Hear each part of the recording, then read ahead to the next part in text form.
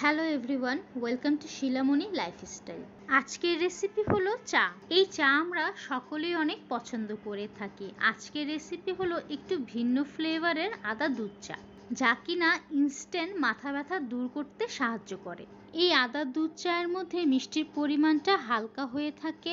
আমরা রেগুলার যে দুধ চা পান করে থাকি সেটা একটু ঘন হয়, কিন্তু আদা দুধ চা সেটা থেকে ঘন একটু কম হবে। চা তৈরির জন্য পরিমাণ অনুযায়ী পানি, স্বাদ অনুযায়ী চিনি, গুঁড়া দুধ। এখানে গুঁড়া দুধের পরিবর্তে লিকুইড মিল্কও ইউজ করা যাবে। আদাটাকে মিডিয়াম সাইজে টুকরো করে নিয়েছি। এখানে আদা কুচি দেওয়ার কোনো প্রয়োজন নেই, আর লাগবে পরিমাণ অনুযায়ী চা পাতা।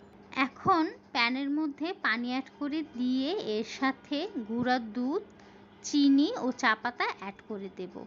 দেন প্যানটাকে চুলায় বসিয়ে দেব।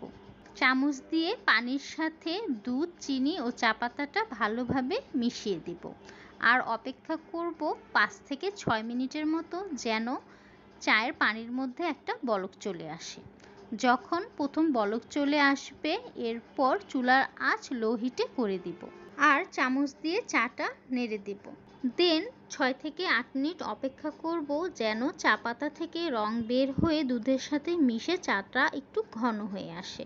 যখন চাটা একটু ঘন হয়ে আসবে, তখন এর মধ্যে অল্প পরিমাণ আদা টুকরো অ্যাড করে দেব। আদা টুকরোগুলো চায়ের মধ্যে অ্যাড করার পর আদা থেকে রস বের হয়ে চাটা একটু পাতলা হয়ে যাবে।